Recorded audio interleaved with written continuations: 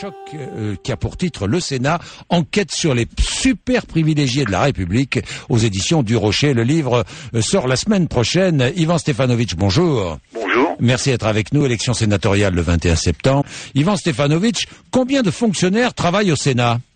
1260. Hein. Oui. Et ils gagnent entre 2300 et 20 000 euros par mois mensuel. Ils ont la semaine de 32 heures. Ils ont presque 4 mois de vacances. Entre 2300 et 20 000 euros par mois. 20 000 euros, j'imagine, c'est le questeur ou non? Voilà. Non, hein? non, c'est pas le questeur, c'est le secrétaire général du Oui, Sénat ou le secrétaire général de la question. Ce sont les nounous des sénateurs.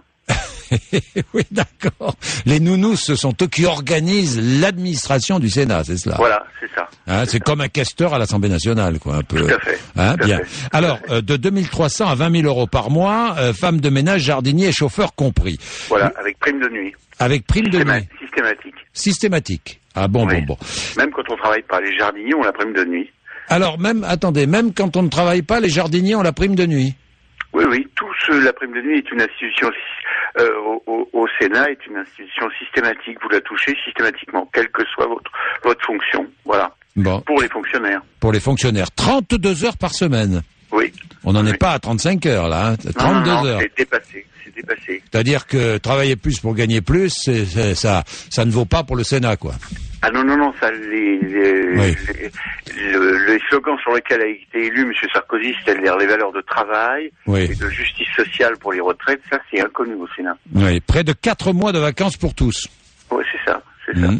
Les sénateurs gagnent, vous révélez tout ça dans votre livre, hein, 11 540 euros net par mois.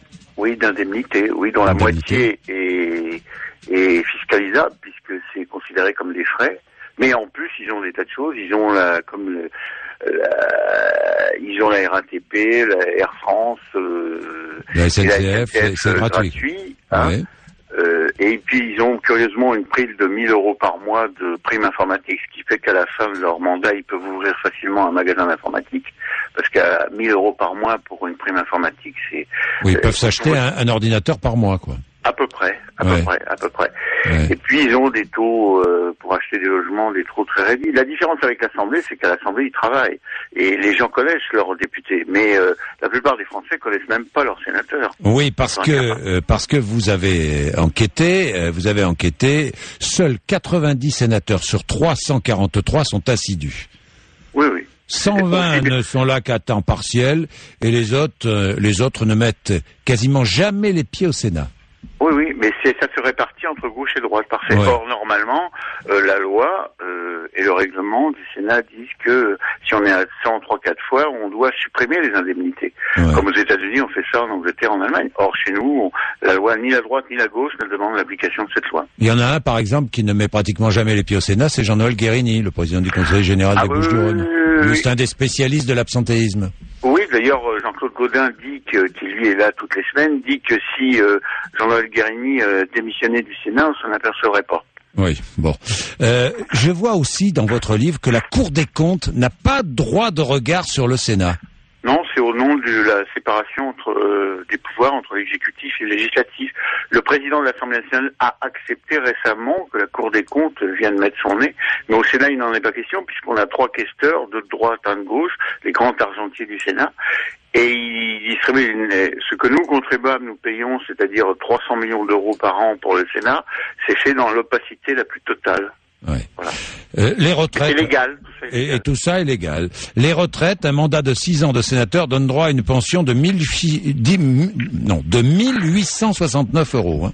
C'est monsieur Delanoë qui a été sénateur 6 ans et il a tenu sa promesse quand il est arrivé maire de Paris en 2001. Il a dit il démissionne, mais il oublie de dire qu'à l'âge de 60 ans, c'est-à-dire si je calcule bien en 2012, il aura 1869 euros par mois de retraite. Quand on compare avec le salarié moyen du privé français qui lui a cotisé non pas 6 ans, mais 40 ans, et qui aura 1500 euros par mois. De retraite moyenne. Ouais. Et il faut dire que la moitié des sénateurs sont fonctionnaires.